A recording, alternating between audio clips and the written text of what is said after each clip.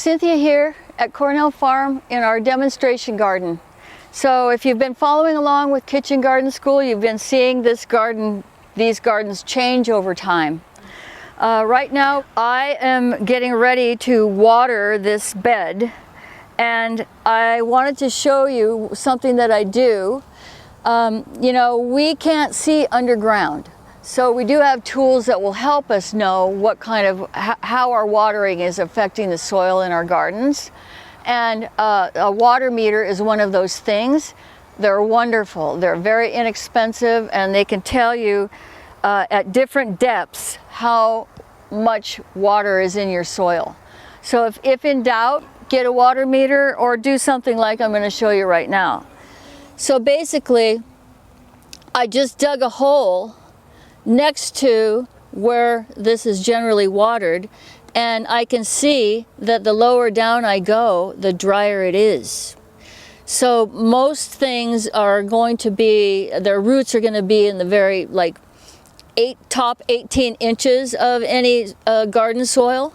So down 18 inches here, I'm not sure what it would be, but right here at about 6 inches, it's going a little bit drier than I might want.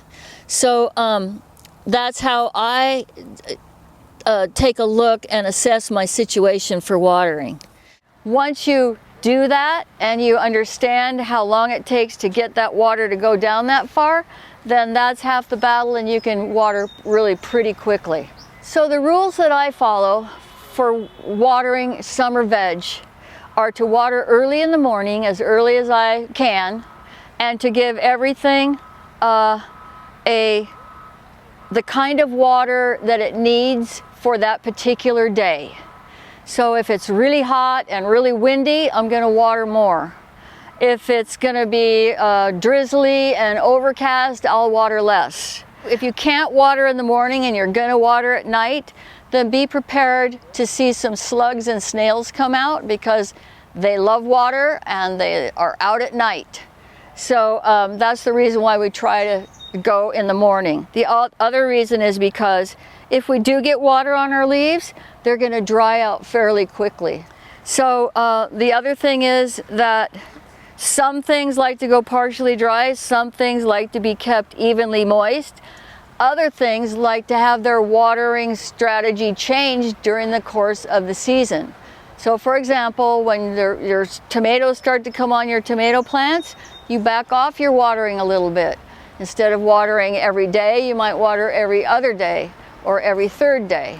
I'll show you how I do that using a wand. These are really lovely because you don't have to get down low. You can just work standing up. So right now, I'm going to just slowly go around. Give these tomatoes a good drink. Let me dig down in here, see how deep that water went. Okay, that is perfect. So look at this soil now. It's got more water in it than before. So simple, fast, not a lot of work. The other things that we can do, we can use are watering cans. So you can see this watering can has a shower head on it, and that makes it really easy to get a lot of area covered.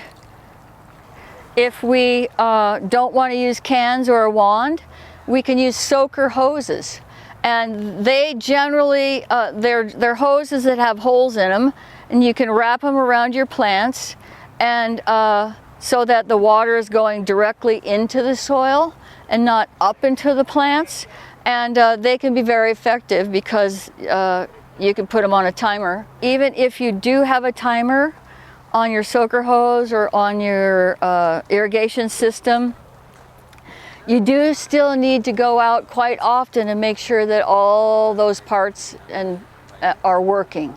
Because you know, on a hot day, missing a watering in one spot on your tomato, for example, for a couple of days, that might be it. So on the hot days especially, go out the day before, check your watering, make sure it's all functioning good. We've been talking about how to water our vegetable gardens. And now we're going to talk about how to water our fruit trees. So this is our pineapple guava, and we deep water this tree every week, and I'm going to show you what that means. So I've got my wand here. I'm going to turn it on very low, and I'm just going to lay it right here like this. So with the water on as fast as I have it going, more of it will sink into the soil than run off through the rock wall. So I'm going to let this go for 10 or 15 minutes in this area. Then I'm going to move it over to this area and let it go 10 or 15 minutes over here. And that should be about enough for this tree this week. While this is working, I'm going to go and get my plum tree ready for watering. First year the tree is put in the ground, you want to keep it moist. That's so that the roots will seek the water in the area that you're watering and spread out a little bit and begin to stabilize the tree. This product here is called the DeWitt Do-Right Slow Release Tree Watering Donut. And I'm going to show you how to use this on your young trees so that you don't have to be out watering every single day of their lives for the first year. So this is what it looks like. And so I'm going to put that on top. I'm going to wrap this around here like this. I'm just going to stick my hose right in here and fill this donut up. Look how nice and fast it's filling up. And then it's like a soaker hose. It's just going to have slow release of water over the next probably 8 hours or so, which will be really nice for this tree. Okay, and then you've got a little thing here that keeps the cap on the donut. Alrighty. Now you've had a lesson on how to water your summer gardens. I hope that it'll be helpful for you. It's been a pleasure, and I'll see you next time.